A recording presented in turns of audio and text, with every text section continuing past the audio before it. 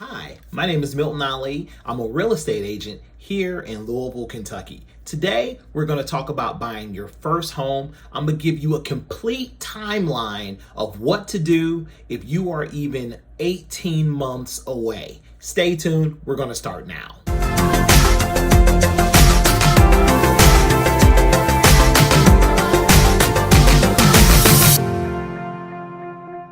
All right, so let's begin by talking about if you are literally 18 months away. So that's a year and a half from now. If you're thinking, you know what, I want to buy a house a year and a half from today, what would you do? Let's start. So one of the things that I would encourage you to focus on in the beginning would be for you to save for your down payment. Think of down payment is anywhere from 3.5%. So if you're looking at 3.5% of, let's take a number of 200,000. So 3.5%, times 200,000 is roughly $7,500. Okay. So just think of it as I gotta have, I literally have to have $7,500 for a down payment. That's a lot of money. Let's start saving that right now. Let's put away whatever we can. Also, if there's any credit issues, I'm thinking like, man, I would have a lender look over your credit. You can go to different credit sites and apps that you can use. I mean, there's a few of them that you can go to. I'm not going to get into that here, but you can go to check out some of your things through either Credit Karma or other, or other programs. And then what I would immediately get into is learning where your credit is. And one of the things I would do is speak with a lender. I wouldn't fully trust those sites. I would talk to a lender because they're going to give you your combined score. They're going to check all three of your bureaus and you'll have a combined score of exactly where you are, and you can learn about that. And let's move up. So you're doing that, and over the next 3 to 6 months, you get to that year point. And so a year from today, we're going to speed up. A year literally from today, you're thinking, yeah, I'm going to go buy my house. What should I be doing? So a year, I would look at establishing a budget. Let's look at what some of the home costs are. I'm going to do a separate video on that. Be sure to hit the subscribe button and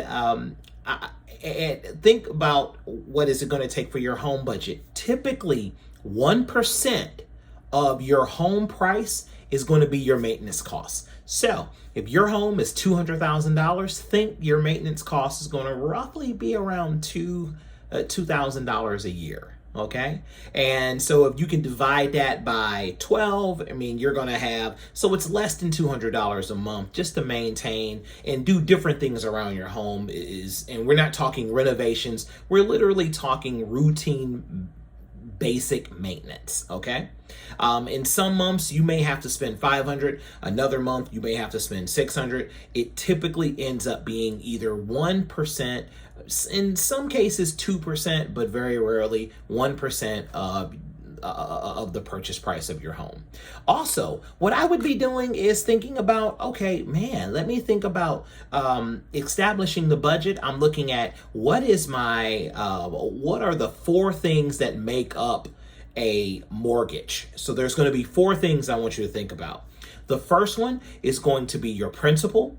The second one is going to be your insurance. The third one is going to be your taxes. And then the fourth piece is going to be your insurance. And so those are the 4 things that are going to make up your mortgage. And you got to think about saving for that right now. And so now let's kind of move up a little bit. All right. So you have moved on and now we are closer to 9 months away. So you're 9 months away. So that is the time where after you've taken care and at least thought through and prepared yourself for that type of budget, if you are currently renting that right now and you're in a rental house, whether you're in an apartment or you're a rental home and you're thinking about this, one of the things that I constantly think about is, is what are you prepared to pay for, and look at from the house that you're looking to purchase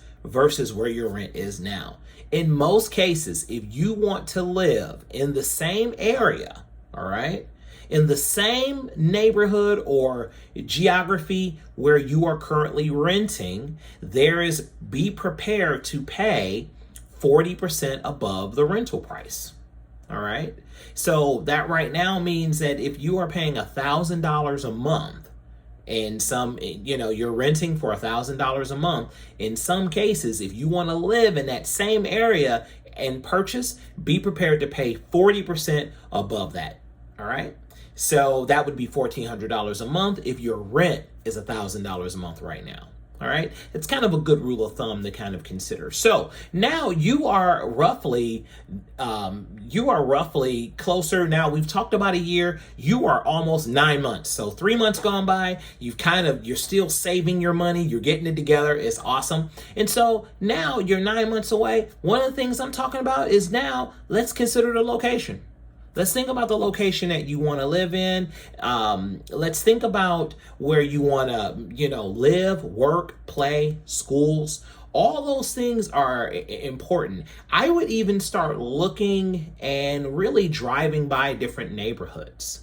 And driving in different areas doesn't hurt. You can look around and see, and you can determine which area you're going to be in. Now, you can go to the description here. You can download my app.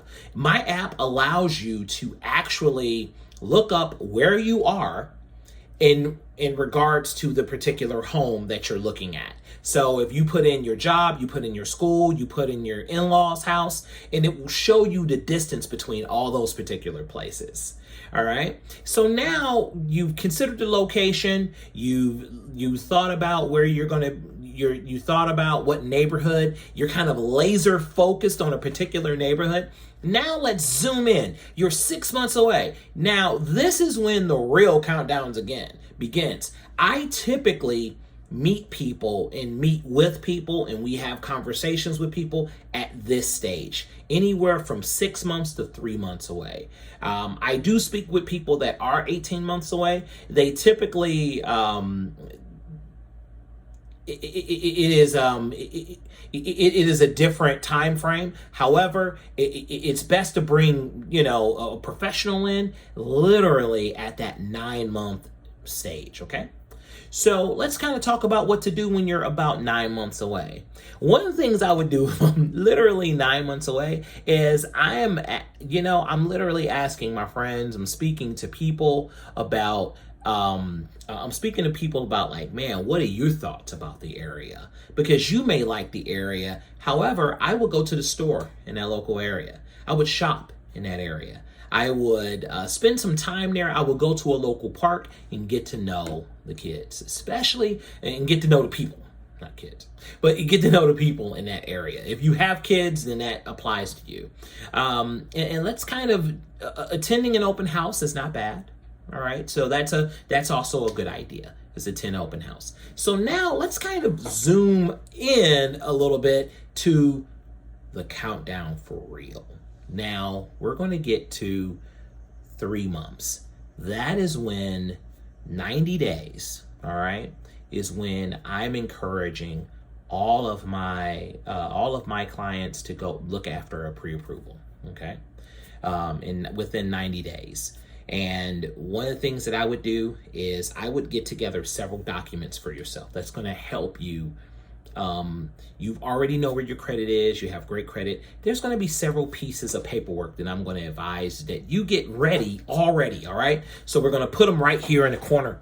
Okay. So the first one we're going to get is your proof of income. I would think about W-2, or if you're a 1099 employee, I would get 2 years. The last 2 years of your pay stubs. All right. The other one is, I would say, hey, if you have any other assets, I would have proof of those assets process. Also, I would get employment verification. I would also, you're obviously going to provide some form of state ID, driver's license, also your social security information, whether it is a social security card.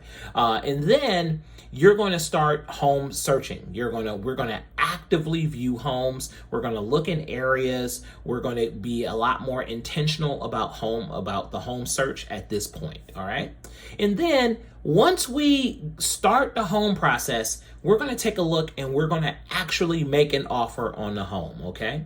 And so keep in mind, closing takes anywhere from 4 to 6 weeks. And that is sometimes less, sometimes more, depending on the seller, depending on your situation, depending on various factors. But the typical time frame is 4 to 6 weeks for to close. And during that time, what you're going to do is you're going to schedule a home inspection. And once that's only after the offer is accepted. And then also you're going to have, and then we're going to negotiate repairs if that applies. All right. Also, you're going to get an appraisal because the bank wants to make sure that the home is worth the dollar amount that they have set on the market. And then we're looking at the final, last week. What we're going to do is we're going to schedule a final walkthrough, and we're just going to take a look, make sure that everything is out of the house, and then we have a closing. So you have made it, and literally we have traveled roughly a year and a half time in about 11 minutes. So what I want to know is where are you? Leave it in the comments. Are you 6 months away? Are you a year away? Are you 2 years away? And if you have any questions, just leave it in the chat. I'll go ahead and get back with you. Again, my name is Milton Ali. I'm with Keller Williams in Louisville, Kentucky. You guys take care. See you next video.